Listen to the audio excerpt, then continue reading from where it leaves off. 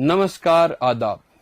Department of information and public relations JNK की तरफ से मैं विनय कुमार शर्मा आपका फिर से एक बार स्वागत करता हूं हमारे प्रोग्राम सुकून में।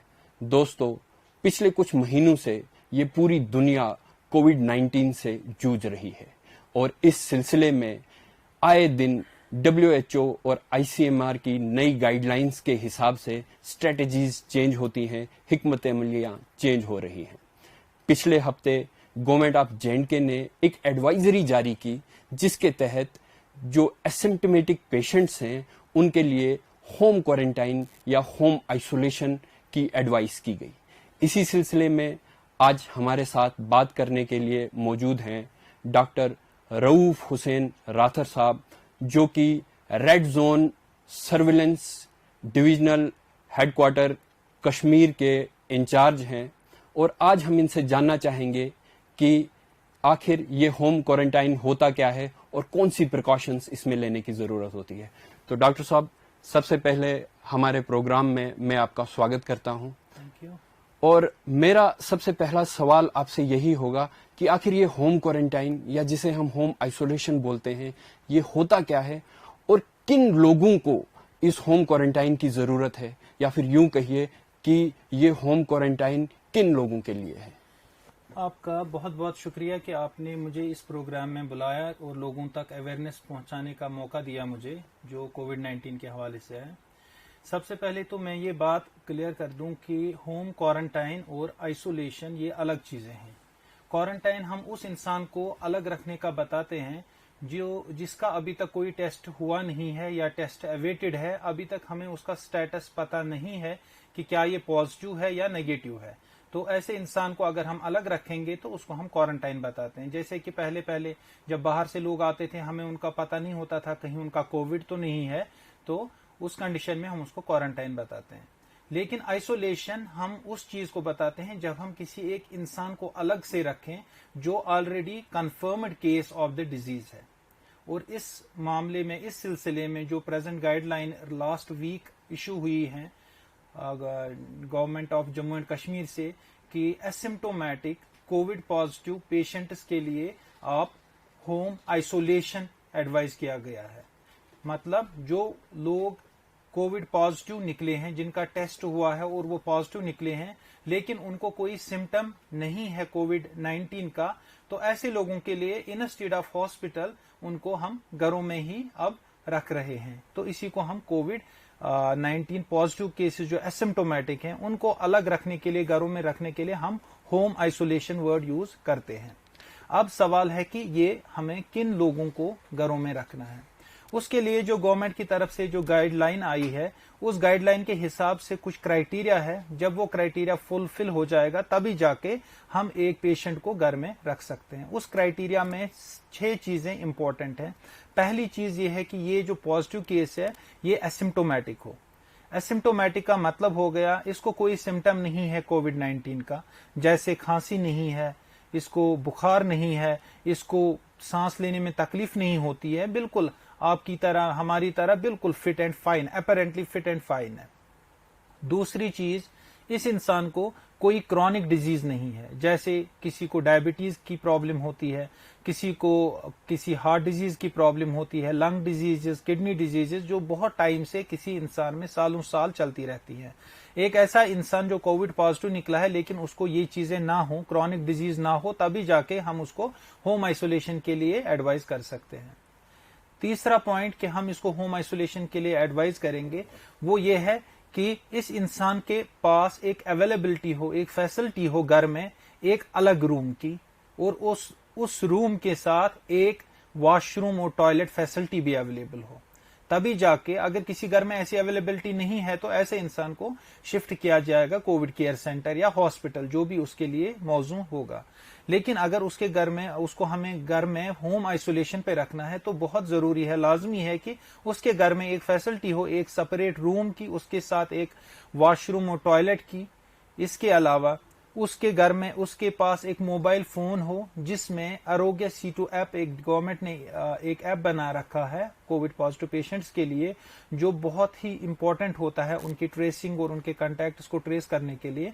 तो इसके पास एक मोबाइल फोन हो जिसमें आरोग्य C2 ऐप इंस्टॉल किया जा सके। ठीक, इसके अलावा जब भी कोई पेशेंट इन क्राइटेरिया को फुलफिल करता है तो उस पेशेंट को होम आइसोलेशन के लिए डिप्यूट किया जाता है, और साथ ही जो हेल्थ डिपार्टमेंट है, हेल्थ डिपार्टमेंट की जो डिजिग्नेटेड टीम होती है, वो टीम उस पेशेंट को एक पल्स ऑक्सीमीटर फराहम करेगी। पल्स ऑक्सीमीटर एक छोटा सा इंस्ट्रूमेंट होता है जो हम उंगली पे रखते हैं ताकि हमें उससे ऑक्सीजन लेवल जो ब्लड में होती है उसका पता चलता है। और जब उसको घर में रखा जाए तो उसके घर के बाहर एक पोस्टर पेस्ट किया जाएगा ताकि उस पे मेंशन होगा कि इस घर में इस डेट से लेके एक इंसान जो कोविड पॉजिटिव है वो होम आइसोलेशन पे रखा गया है। तो ये क्राइटेरिया है, जब ये क्राइटेरिया फुलफिल होंगे तभी जाके किसी पेशेंट को, कोविड पॉजिटिव पेशेंट को घर में होम आइसोलेशन पे रखा जाएगा। जैसा कि आपने बताया कि एसिम्प्टोमेटिक पेशेंट को होम आइसोलेशन में रखा जाएगा, तो हम आपसे ये भी जानना चाहेंगे कि एक साइंटिफिक तरीका क्या है होम आइसोलेशन के लिए, और कौन कौन सी प्रिकॉशंस उस इंसान को लेनी चाहिए ताकि वो इन्फेक्शन से बाकियों को भी बचा पाए और खुद भी इन्फेक्शन से बाहर निकल आए। बिल्कुल सही। जब किसी इंसान को होम आइसोलेशन पे रखा जाता है और वो कोविड पॉजिटिव है, ये एक थ्रेट होती है उस फैमिली के लिए और उस एरिया के लिए और इस इंसान के लिए भी कि उसको इंस्टीड ऑफ हॉस्पिटल घर में रखा गया है, अनलेस एंड अनटिल वो इंसान वो गाइडलाइंस, वो SOPs फॉलो ना करे। ठीक, तो उस इंसान को कुछ SOPs फॉलो करनी है, जिसमें सबसे पहली बात और सबसे जरूरी बात यह है कि उसको बाकी फैमिली मेंबर से बिल्कुल अलग रहना है, अपने कमरे में रहना है, बिल्कुल अलग रहना है, खाना पीना अपने कमरे में है, टाइम गुजारना, सोना अपने कमरे में। ऐसा नहीं कि वो दिन में अलग कमरे में रहे और शाम को उठ के फैमिली के साथ गपशप लगाए या उनके साथ डिनर करे, ये नहीं करना है, बिल्कुल सेपरेट रहना है। अगर इस फैमिली में कोई मेहमान आ गया या इसी के यार दोस्त इसको खबर पुरसी के लिए आ गए तो उनको अलो नहीं करना है इस इंसान से मिलने के लिए। कंप्लीट आइसोलेशन इसको रखनी है, ना किसी काम के लिए इसको अलो करना है कि आप किसी काम के लिए या टहलकदमी के लिए आप रूम से निकल के गार्डन में घूमिए, ऐसा अलो नहीं करना है। इसको बिल्कुल कमरे में रहना है। सिर्फ एक कंडीशन में इसको अलो करना है रूम से निकलने के लिए कि अगर इसको खुदा न ख्वास्ता इसकी कंडीशन बिगड़ जाती है और इसको कोविड हॉस्पिटल शिफ्ट करने की जरूरत आ जाती है, तो उस कंडीशन में इसको उस रूम से निकलना अलो हो सकता है। दूसरी बात मैं बताऊंगा कि अब इस इंसान को अपने जो कमरे में बैठा हुआ है इसको और भी बहुत सारे एहतियात बरतने हैं। जैसे कि इसको खाने पीने में क्या करना है, इसको एक बैलेंस्ड डाइट खाना है। बैलेंस्ड डाइट होता है वो डाइट जिसमें हर कोई चीज सही मिकदार में हो जिसकी इंसान के जिस्म को जरूरत है। हमारे जिस्म को मेनली 5 चीजों की जरूरत होती है, जिसमें हमारा कार्बोहाइड्रेट आता है, हमारा protein, fats, minerals and vitamin. और हम ऐसा खाना खाएं जिसमें ये हमें सारी चीजें फराहम हो सकें। उसके लिए क्या करना है, सबसे पहले जो हमारा मेन डाइट होता है, जैसे राइस है, चावल होते हैं या रोटी होती है गेहूं की, एक तो वो खानी है इसको।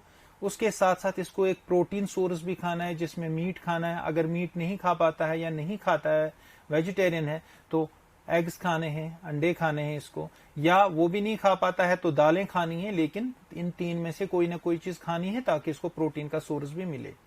इसके अलावा इसको फैट का सोर्स मिलेगा या तो ऑयल से, या तो बटर से, या घी से। 4th चीज जो इसमें आ जाती है और 5th चीज मिनरल्स और विटामिन, उसके लिए इसको काफी मिकदार में फ्रेश वेजिटेबल्स और फ्रेश फ्रूट्स खाने भी पड़ेंगे। तो इससे इसका डाइट बैलेंस डाइट आ जाएगा जो इसको कोविड-19 के इन्फेक्शन से लड़ने में मदद करेगा। इसके अलावा इसको काफी क्वांटिटी में पानी पीना है, मिनिमम 2 से 3 लीटर से ज्यादा ही पानी पीना है 24 घंटे में। और एक प्रॉपर स्लीप पैटर्न, कम से कम 7 से 8 घंटे की नींद इसको करनी है। और उसके अलावा इसको डिसइंफेक्शन का ख्याल रखना है। डिसइंफेक्शन का ख्याल ये कैसे रखेगा, इसको बेहतर है कि अगर ये इंसान अपेरेंटली ये तो फिट है, तो तो ये अपना काम खुद करे, जैसे अपना बिस्तर बनाना, अपने कपड़े धोना, अपने बर्तन धोना, अपने कमरे की सफाई करना। ये काफी बेहतर रहेगा कि अगर ये इंसान ये काम खुद कर पाए। और कैसे करना है, खासकर जो रूम में जो डोर हैंडल्स होते हैं, जो टेबल टॉप्स होते हैं, ये वो चीजें होती हैं जो फ्रिक्वेंटली जिनको इन्फेक्ट होने का खतरा ज्यादा रहता है। तो उन चीजों को ये रोज के रोज साफ करे। वॉशरूम्स के फ्लोर साफ करे। इनको हेल्थ डिपार्टमेंट की तरफ से एक हाइपोक्लोराइड सोल्यूशन भी मुहैया किया जाएगा। हाइपोक्लोराइड सोल्यूशन 1% यूज कर सकता है, या ब्लीचिंग पाउडर का सोल्यूशन बना के 5% यूज किया जा सकता है इन आइटम्स को साफ करने के लिए, डिसइंफेक्ट करने के लिए। और एक चीज जो ये मिस कर सकता है वो ये है कि फेस मास्क यूज करना। घर में कमरे में बंद रह के भी इसको फेस मास्क हमेशा यूज करनी है। डिस्पोजेबल सर्जिकल 3 लेयर मास्क जो आती है वो यूज करनी है। हर 8 घंटे में इसको डिस्कार्ड करना है और नई फेस मास्क लगानी है। और डिस्कार्ड कैसे करना है, एक डस्टबिन रखना है, उसको पहले हाइपोक्लोराइड सोल्यूशन में आधा घंटा डिप करना है और उसके बाद उसको डस्टबिन में जमा करना है और एट द एंड उसको या तो डीबुरियल करना पड़ता है या तो फिर जलाना पड़ता है। इसके अलावा इसको अपनी आप की हेल्थ को मॉनिटर भी करना है।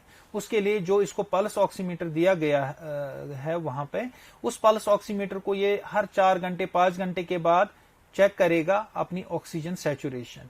बेटर है कि अगर वो लिख पाता है तो वो लिखेगा, अगर नहीं लिख पाता है तो पल्स ऑक्सीमीटर पे एक तो पल्स आती है, एक तो SpO2 जो ऑक्सीजन सैचुरेशन होती है वो उसको पहले ही दिखाया जाएगा कि कैसे पल्स ऑक्सीमीटर पे आप ऑक्सीजन सैचुरेशन चेक करोगे। जो ऑक्सीजन सैचुरेशन है अगर कहीं पे भी ये 90 से नीचे फॉल करता है, यूजुअली ये 95, 94, 96, 93 इसी के आसपास रहता है, लेकिन अगर ये नीचे आता है 92 से नीचे और खासकर अगर ये 90 को टच करता है और 90 से नीचे जाता है तो इमीडिएटली इसको इस कंडीशन में इन्फॉर्म करना पड़ेगा नोडल ऑफिसर्स को। और इसके अलावा थर्मोमीटर से अपने टेम्परेचर रेगुलरली चेक करना पड़ेगा। डॉक्टर साहब, जैसा कि आपने हमें बताया, अब मान लीजिए अगर इस दौरान में कभी कोई कॉम्प्लिकेशन हो जाती है तो किन सूरतों में हमें मेडिकल हेल्प लेने की जरूरत पड़ेगी? बिल्कुल, जहां तक एक इंसान जब होम आइसोलेशन में रहता है तो वो अपनी हेल्थ का ख्याल खुद रखता है या जो उसका केयर गिवर होगा वो रख सकता है। तो जो उसको पल्स ऑक्सीमीटर, जैसा मैंने बोला कि उसको पल्स ऑक्सीमीटर दिया जाएगा, अगर उसकी लेवल ऑक्सीजन की लेवल 90 या इससे नीचे जाती है उस कंडीशन में उसको जो कंसर्न नोडल ऑफिसर है उसका फोन नंबर दिया जाएगा तो उसको कांटेक्ट करना है। अगर जब वो टेम्परेचर अपना चेक करेगा, मॉर्निंग इवनिंग टेम्परेचर चेक करेगा थर्मोमीटर से, तो अगर उसका जो टेम्परेचर है अगर वो 100 टच करता है या 100 से ऊपर जाता है तब जाके उसको इन्फॉर्म करना है, तभी जाके हम बोलेंगे कि उसको फीवर है। फीवर की कंडीशन में उसको इन्फॉर्म करना है हेल्थ अथॉरिटीज को। उसके अलावा अगर उसको खांसी आने लगती है या सांस लेने में तकलीफ होती है या और कोई सीरियस हेल्थ इशू आ जाता है तो उस कंडीशन में उसको कंसर्न नोडल ऑफिसर को कांटेक्ट करके अपनी प्रॉब्लम बतानी है ताकि उसको हेल्थ एग्जामिनेशन करके शिफ्ट किया जाए। एक बहुत जरूरी बात हम आपसे जानना चाहेंगे कि जिस घर में एक एसिम्प्टोमेटिक पेशेंट होम क्वारंटाइन है, होम आइसोलेशन में है, तो उस फैमिली और आसपास के लोगों को क्या प्रिकॉशंस लेने की जरूरत है, उन्हें किन चीजों से बचना है, या यूं कहे कि उन्हें क्या क्या चीजें करने की जरूरत है? बिल्कुल, जो उस घर में बाकी लोग रह रहे हैं उनको काफी एहतियात करने की जरूरत है। एहतियात में उनका सबसे पहले आ जाएगा कि अगर इस इंसान को खाना देना है, इसके कपड़े धोने हैं, बर्तन धोने हैं या और कोई काम इसका करना है, तो एक डिप्यूटेड बंदा उस घर का हो जो यंग एज का हो, जिसको कोई कोमॉर्बिडिटी, कोई क्रॉनिक डिजीज ना हो, प्रेगनेंसी ना हो, उसी इंसान को डिप्यूट किया जाए इस कोविड पॉजिटिव पेशेंट का काम करने के लिए, इसका केयर करने के लिए। दूसरी बात, जब भी उस कमरे में घुसना हो तो सबसे पहले ग्लव्स लगाने हैं, फेस मास्क लगानी है और तब जाके कमरे में जाना है। कोशिश करनी है कि इस इंसान को टच ना किया जाए, वहां की चीजों को टच ना किया जाए, और जब वहां से निकलें तो उस वक्त हाथ धोएं साबुन से।